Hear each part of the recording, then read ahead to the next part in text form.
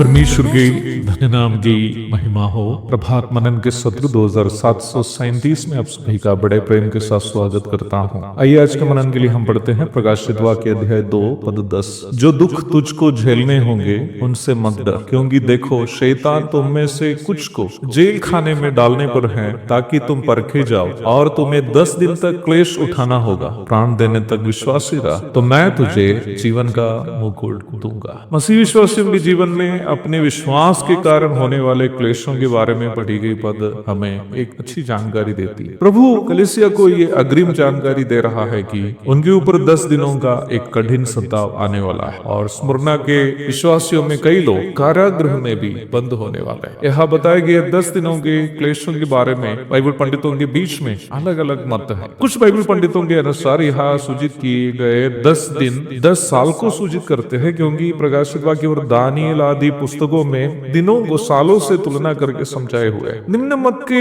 पंडितों के अनुसार ये 10 दिनों का क्लेश जो स्मुरना के विश्वासियों पर हुए हैं, ईस्वी 98 से लेकर ईस्वी 117 तक रोम में शासन किया गया सम्राट ट्राजन के शासन काल के दरमियान ईस्वी 99 से लेकर ईस्वी 109 के बीच मसीहों पर हुए सताव को सूचित करते हैं। अन्य कुछ लोग इसे सम्राट डायोक्लिटस के समय हुए सताव भी समझते हैं। ये दोनों अनुमान सही हो सकते हैं। यदि कोई कहे कि ये दोनों नहीं, कोई अन्य समय के सताव को ये सूचित करता है, तो उनको उस प्रकार सोचने का भी पूर्ण स्वतंत्रता है, क्योंकि कलीसिया के इतिहास यदि देखा जाए, प्रथम 300 वर्ष कलीसिया अलग अलग रोमी सम्राटों के शासन काल में अलग अलग प्रकार के सताव से गुजरती रही है। जब तक सम्राट कॉन्स्टेंटाइन अधिकार में नहीं आया था, ये सताव जारी रहा। जब प्रभु कहता है कि ये क्लेश 10 दिन तक अथवा एक निर्धारित समय तक जारी रहेगा, उससे ये सूचना मिलती है कि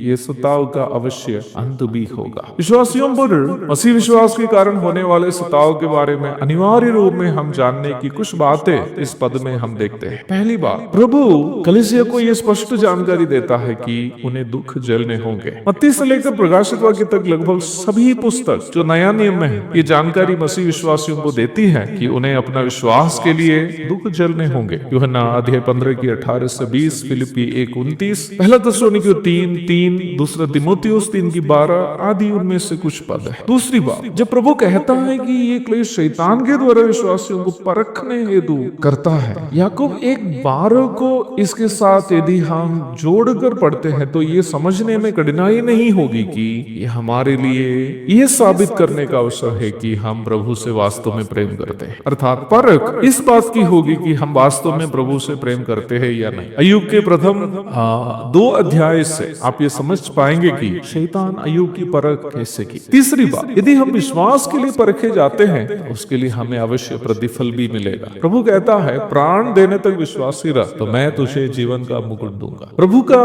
प्रस्ताव मुरना में आयोजित ओलंपिक खेलकूद प्रतियोगिताओं में विजयी प्रतिभागियों को दिए गए उस मुकुटों की ओर इशारा करता है जो जैतून के पत्तों से बनाए गए थे। मूल भाषा यूनानी में यहाँ उपयोग किया गया शब्द स्टेफानन है, जो सिर में रखने वाले सोने के मुकुट को जो अधिकारी या पद को दिखाते हैं सूचित नहीं करता, बल्कि ये प्रतिभागिताओं में विजयियों को देने वाले जैतून पत्तों से निर्मित मुकुट को सूचित करता है, जो सम्मान या पुरस्कार को दिखाता है। अर्थात हमारे यह संसार के जीवन काल में हम सामना करने वाली प्रत्येक वो समस्या जो हमारे विश्वास के कारण है, वे सभी प्रभु के प्रति हमारा हमारा प्रेम प्रकट करने हेतु हमें मिलने वाला अवसर है, मौका। यदि अय्यूब की तरह हम उन समस्याओं में विजयी होंगे तो महिमा में प्रभु के कर कमलों से सम्मान तथा पुरस्कारों को हम अवश्य प्राप्त करेंगे। निम्न विषय पर प्रेरित पत्रस अपनी पहली पत्री के 4 अध्याय की 13वीं पद में इस प्रकार कहते हैं, पर जैसे जैसे मसीह के दुखों में सहभागी होते हो आनंद करो, जिससे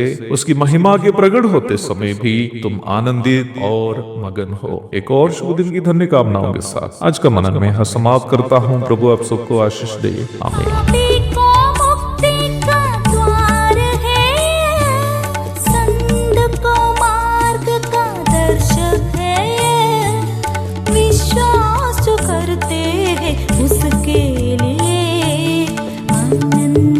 जीवन का साधन है ये है वचन, प्यारा वचन, यीशु मसीह का प्यारा वचन।